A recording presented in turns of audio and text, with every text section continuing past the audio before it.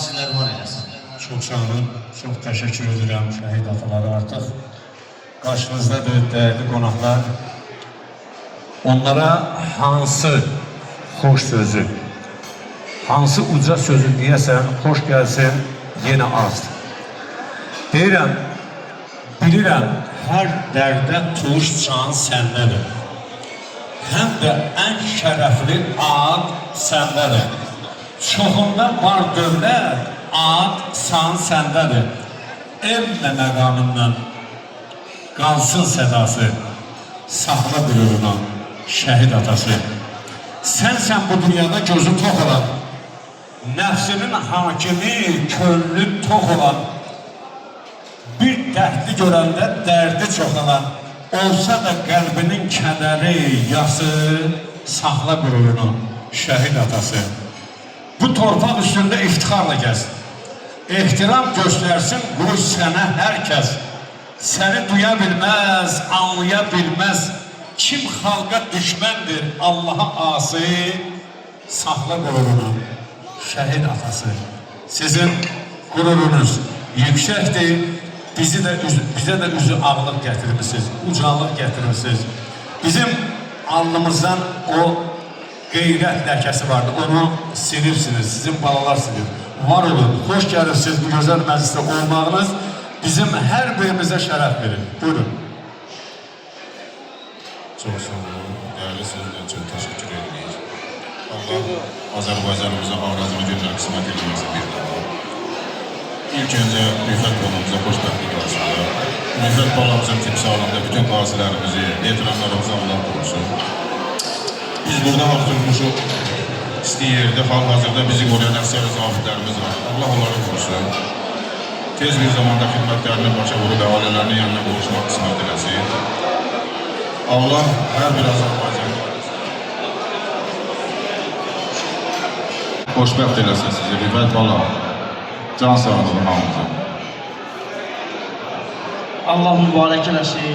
Hücumə qardaş, qoyun olsun, gələn o vaxtına və ucağa götürəsin. Allah xoşbəxt eləsin.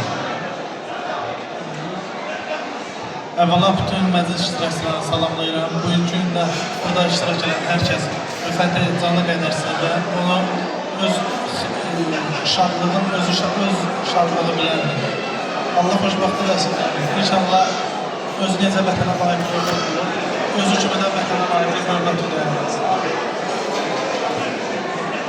Biz sözümüzü demişik yenə edirik, şəhid vətənlərin qarşısında biz baş ayırır. Bunların biz pasaya həmişə bir yerdə olduğumuza göre biz bu borc birlik bir yerdə oturmuşduq. Ona göre de biz bunlara borcluyuz. Allah sizlere can sağlığı versin, şəhid vətənlərin qarşısında baş ayırır. Füzul qardaş, sizə uzun ömür can sağlığı. Allah Qazi və qardaşımıza da can sağlığı versin. Çok var, Allah Çok sağ olun, çok minnettarız. Allah sevinir, Allah size can sağlığı versin. Əziz dəyərli qəhrəmanlar diyarı Biləsuvarlar, hamınızı salamlayıram, gələn qonaqlara da salam olsun deyirəm. Bugün həqiqətən gözəl bir gündür, gözəl bir möhtəşəm gündür ki, bədənli müəyyən hissəsini vətən uğrunda qurban verib, bizim rahat sərbəst, azadlığımız üçün bədəni qurban verən Qazi qardaşımız, Rüfət qardaşımızın qarşısında baş əyirik, var olasan deyirik. Rüfətin təbrikindən öncə bizlər üçün burada rahat, sərbəst, azad oturup deyib gülüb oynayırıqsa, başımızın tacı olan, vətən uğrunda övladları qurban verib, təki vətən sağ olsun deyən Rafət əmi, Şahin əmi və şəhid qardaş olan Elvin qardaş qarşınızda baş əyirəm.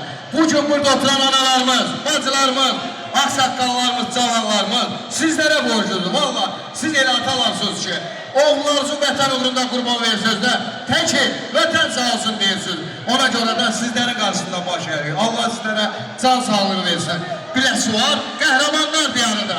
Biləsuvar deyəndə mübarizi, Orxanı Nihadı, Ruslanın Rahəti Elnolu Səmədi, Cavidi Sadiqi və bunların simasında cəm şəhidlərin hesabına burada oturmuşuq. Nəinki bugün zaman keçdikcə şəhid ailələrin yanında olmaq hər bir Azərbaycanlının borcudur ki, o atadır, o anadır ki, övladların bizlər uğrunda qurban verdilər, təki vətən sağ olsun dedilər. Burada oturan analarımız, bacılarımız, aksaqqallarımız, şəhid ailələrin şərəfinə bir gürültü almışlayalım, gürültü!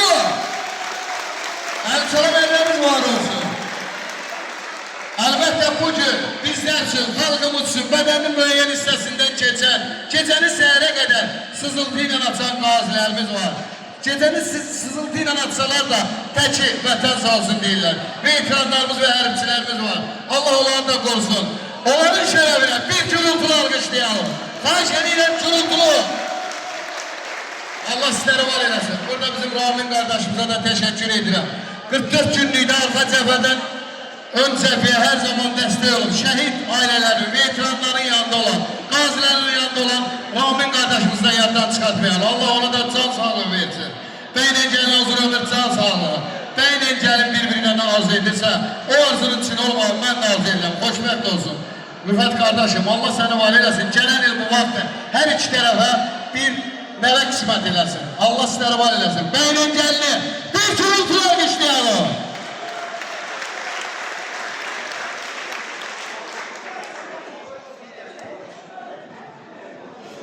Çok sağ olun.